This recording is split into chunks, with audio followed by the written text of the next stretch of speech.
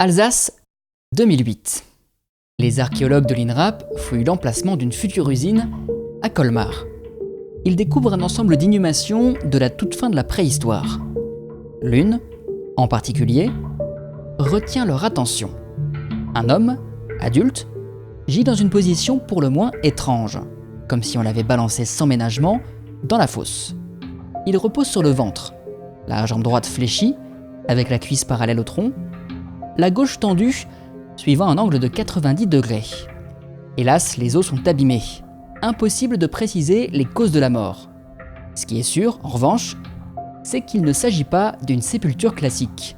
Cet homme a connu un traitement tout à fait particulier. Qui était-il et quel mystère entoure sa mort? C'est ce qu'on va essayer de comprendre dans ce nouveau format court.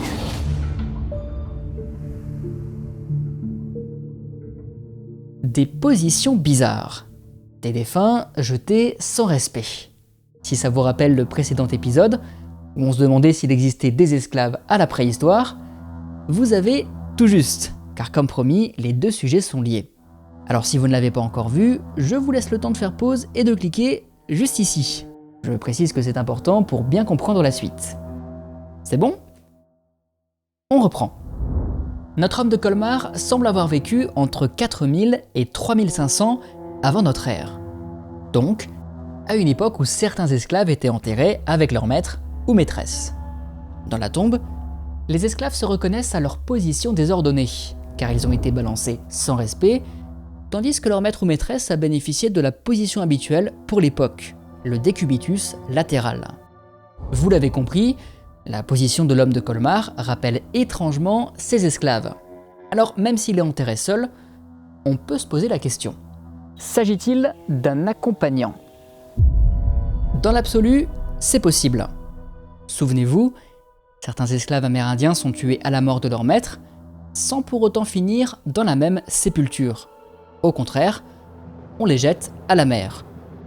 Dans d'autres sociétés, les accompagnants sont inhumés non pas dans la tombe du maître, mais tout autour, dans des fosses satellites. Est-ce le cas ici? Eh bien c'est ce qu'on va voir ensemble, juste après avoir examiné une autre hypothèse. Il y aurait en effet une autre explication à la position de cet homme. Une explication toute simple, qui justifierait qu'on l'ait jeté sans respect. Un rejet social. Je m'explique. Cet homme appartenait peut-être à une catégorie de la population qui n'avait pas droit aux enterrements classiques. Car souvenez-vous, la société de l'époque était loin d'être égalitaire. L'augmentation de la population avait été le creuset des inégalités sociales. Des inégalités particulièrement visibles dans les sépultures. À titre d'exemple, certains puissants allaient jusqu'à se faire enterrer dans de gigantesques tumulus. Ainsi, notre homme pourrait avoir appartenu à une frange de la population jugée inférieure, ou en tout cas indigne d'une sépulture classique. L'hypothèse d'un esclave reste donc plausible. Mais cette fois, un esclave enterré seul, et non tué, pour accompagner son maître. Bref, nous voilà avec deux hypothèses fort intéressantes, mais totalement invalides. Car cet homme n'a pas été déposé seul. Jusqu'à présent, je vous ai caché une pièce du puzzle. Une pièce qui change la donne.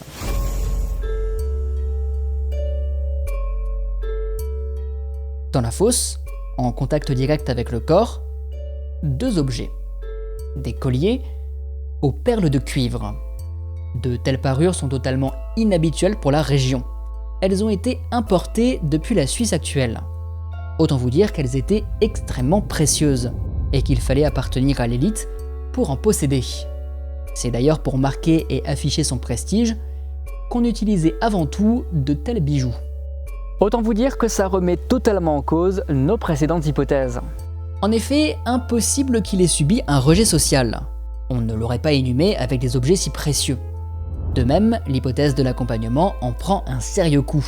Car dans ce cas, on aurait plutôt trouvé les colliers dans la tombe du maître ou de la maîtresse. Visiblement, il faut trouver une autre piste. Et une fois de plus, c'est l'étude de population bien vivante qui va apporter un élément de réponse. Dans certaines sociétés amérindiennes, un chef ne pouvait conserver son statut qu'en prouvant sa richesse. Cela en distribuant des biens précieux aux membres de la communauté, ou encore mieux, en les détruisant. Pour un chef, le but était de détruire toujours plus de biens personnels que ses concurrents, au cours de cérémonies nommées potlatch. Parmi ces biens personnels, des esclaves. Chez les Tlingits, ils pouvaient ainsi être tués par leur maître au titre de bien privé pour faire étalage de son prestige. De telles pratiques existaient potentiellement chez les hommes néolithiques. Aussi, le dépôt de Colmar pourrait être le résultat d'un potlatch. Le maître, pour affirmer son autorité sur la communauté, aurait cherché à faire étalage de sa richesse en se débarrassant de biens prestigieux. En l'occurrence, un esclave et 2 colliers d'importation en métal, qu'il aurait fait enterrer dans cette fosse. Personnellement, c'est l'hypothèse qui me convainc le plus, mais il en existe une autre qui est tout aussi intéressante, celle du sacrifice humain.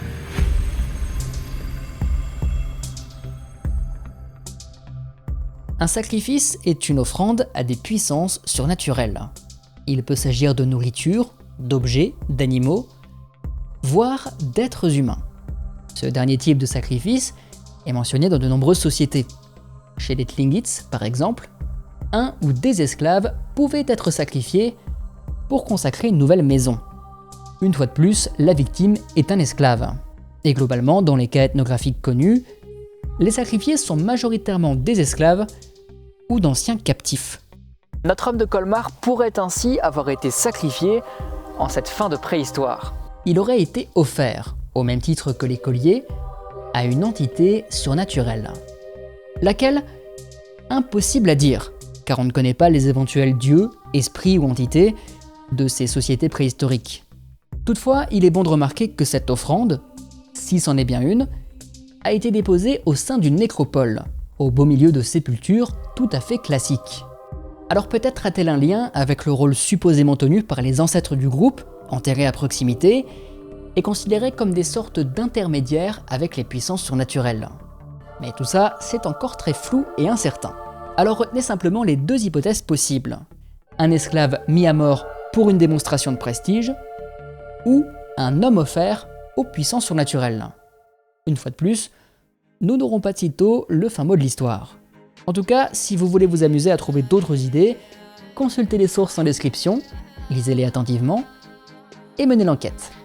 Les amis, j'espère que ce format court vous a plu. Si c'est le cas, pensez au pouce bleu et aux commentaires, vous connaissez la chanson. Et ne partez pas tout de suite puisque j'ai une chaîne YouTube à vous présenter et non des moindres, puisque c'est une de mes chaînes préférées sur le YouTube francophone en matière d'histoire et d'archéologie. J'ai nommé le Bizarreum. Sur cette chaîne, vous trouverez des sujets que j'aurais tout à fait pu aborder tant ils me passionnent, notamment l'archéologie et la sorcellerie, comment on reconnaît des tombes déviantes de sorcières, entre guillemets, tous ces petits mystères que vous appréciez aussi. Elle a notamment fait une vidéo très dernièrement sur un phénomène du 19e siècle qui est absolument passionnant, et cette vidéo, il faut absolument aller la voir d'urgence. Ça s'appelle les Body Snatchers et ce sont des voleurs de cadavres. Alors, pourquoi volaient-ils des cadavres ? Et était-ce un business juteux? C'est des questions auxquelles vous aurez toutes les réponses dans la vidéo du Bizarreum. Je vous mets le lien à la fin de cet épisode. Allez, sur ce, je vous fais des gros poutous comme d'habitude. Portez-vous bien, c'était Thomas. Ciao!